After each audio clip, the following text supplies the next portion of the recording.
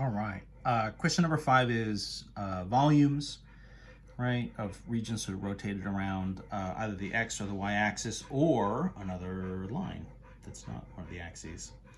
And so what I've done is I've picked 2 different regions, and I'm having you do the setups, only the setups, with a couple different rotation styles. So there's an x-axis, there's a y-axis, and then there's a non-axis line. So saving a little bit of time, I hope, because in theory it's kind of one sketch, and we kind of get a 3-for-1 setups out of it. So let's start with 5a. This is a function we haven't done yet, I think, in any of the other examples. So y equals 1 over x is just our sort of starting function here. So that would be, right, our sort of reciprocal function. Doesn't exist when x is 0, but we're bounding it with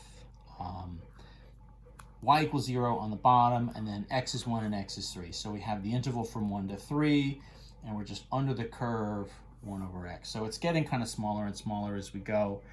My scaling here is a little different on each. So this is just 1, right? So then this is kind of a 1/3, and this would be a 1/2, and this would be 1. That's what I'm working with. So the first setup is that shape rotated around the x-axis. This is a y equals style, and we're going around the x-axis. It's not separated from the axis itself. It goes right to it. So probably the setup here is going to be disks, doing a rotation with disks. So if I'm doing this, right, so that means I'm going to go a to b, pi r squared dx, and the radius here, right, at any one of these values is just my function value. It's just my height, right? So my radius here is just going to be that 1 over x.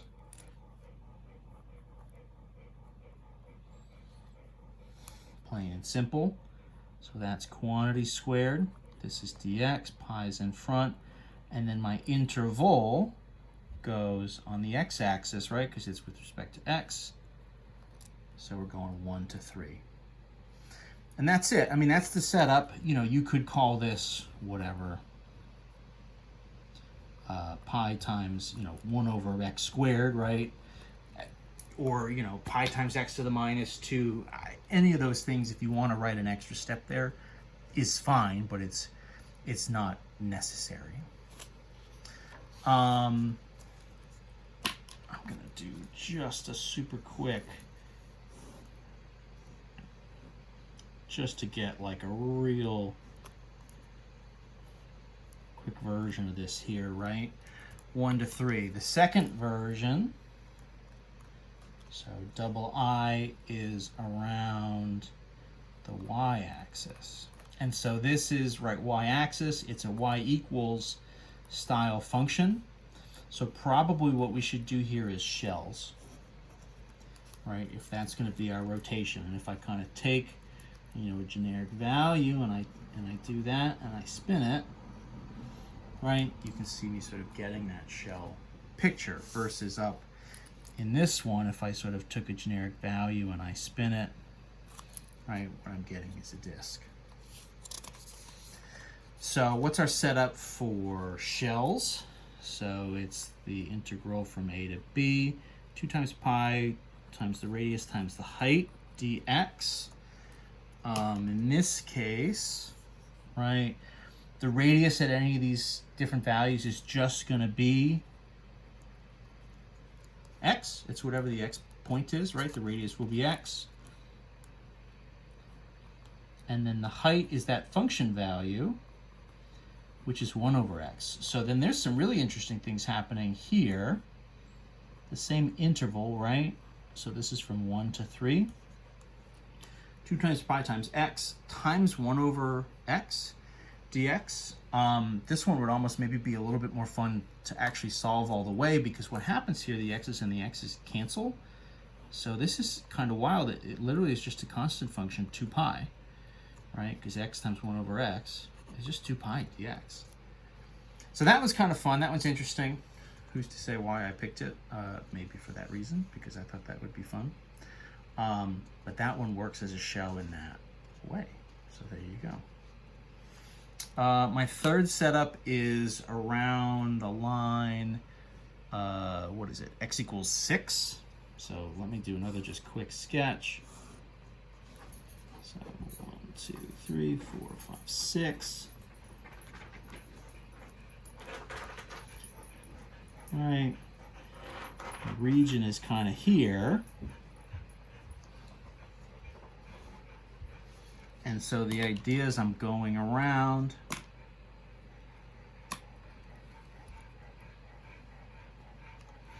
x equals 6. This is, right, sort of a vertical style rotation.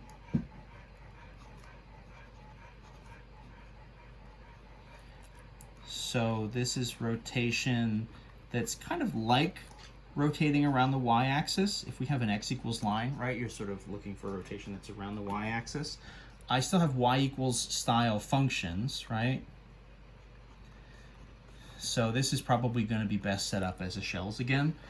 And what's going to change in this case is not the heights, right? The height will stay the same, but what's going to change is now my radius, right? So if I'm sort of, again, taking something here and it's getting rotated all the way around, my shell is like that. My radius is now that sort of distance from the axis 6 back to the x value. So your radius looks like 6 minus x. So then your volume is going to go, right, the interval is still just from 1 to 3, 2 pi times the radius. So that's now 6 minus x times the height, which is my 1 over x. So that setup is changed quite a bit, right? That's a little bit different from the one we were just doing. This one gets rearranged. It doesn't totally cancel out in the same way the other one does, which is fine. It's still stuff we could keep going with and integrate. It's certainly doable. It's stuff we can work with. So it's all good. I'm going to get greedy now and send us to 5B as well. I think we can actually do all these because they're just setups. The region here, I'm actually repeating a graph that we did already back in question 4. 4b, it's this root 2x and then y is x. So the interval from 0 to 2, this is going to be inner and outer type stuff. If I'm going around the x-axis, right, if this is my rotation, my volume is going to be, right, a to b, but it's going to be a washer. So it'll be inner and outer radiuses squared. The outer is the root, right? Root 2x is here, and then x is the one on the bottom. The interval here is the same one we had in the area question, just from 0 to 2. So 0 to 2 pi, root 2x, right? Quantity squared. That actually cleans up and just becomes 2x, right? So that's even better. And this guy would just be x squared. And that would be our setup to find the volume. So going around the x-axis. Part 2, same region, right? But now it's going around the y-axis.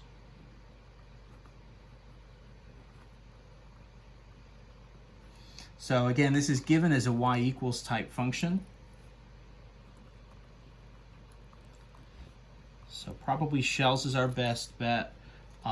It's a region right between two curves, and so what that is going to affect is the height setups. So the height here would be my upper minus my lower. So what my volume is going to look like from 0 to 2, 2 times pi times the radius times, right, the sort of upper minus the lower with respect to x. So then in terms of our actual functions, 0 to 2, 2 times pi, the radius here is just x, right? This is our standard radius just going out from the axis. The upper is what? The root 2x, right? Minus the lower, which was x, dx. And then kind of like the same sort of integration moves we had to do in 4b to deal with the sort of the root of 2x, thinking of it as the root of 2 times the root of x. You'll probably end up doing something similar here to actually integrate it, which is fine, right? We did it before. All I want in this particular case is the setup. So it's enough to just leave it like that. It's set up, so we can call it. But it's always good to make sure we, could do this if we are sort of called to. Last but not least, right? Quick kind of re-sketch. The last one is going around the line x equals -2. So our rotation is there. So 1, 2, 3, around x equals -2. So the volume here, this is another, right, sort of vertical kind of rotation around a vertical line. So this is going to be shells. And what's affected is now the radius, right? If this is your piece and then you're going around like this, right? Something like this. So now your radius would be the x value, but then plus the sort of 2 here, what we would maybe write as x kind of minus 2, which I'll just think of as x plus 2. I think conceptually that makes sense because it's your x value plus the 2 units, that difference from -2 to 0. So our volume here, we're going to essentially reuse some of the work we did in the last one. 2 times pi times the radius, x plus 2 times, so now it's the heights doing that same routine, right? Root 2x minus x dx. That one's obviously probably the trickiest of all the ones that we need to deal with if we were going to keep going. You'd have to do foiling there. In theory, it's still going to come out okay, but it's definitely going to be a little messy dealing with the sort of, the root x, the root of 2x, some of the other pieces. But all I'm looking for is, as far as this test are the setups, knowing that you kind of have all the chunks where they belong. You're getting everything, from the graph and from the pieces. As long as your setup is good to go, then you're fine. And that's that. So that's the end of that practice test. More to do on the practice than there will be on the actual test.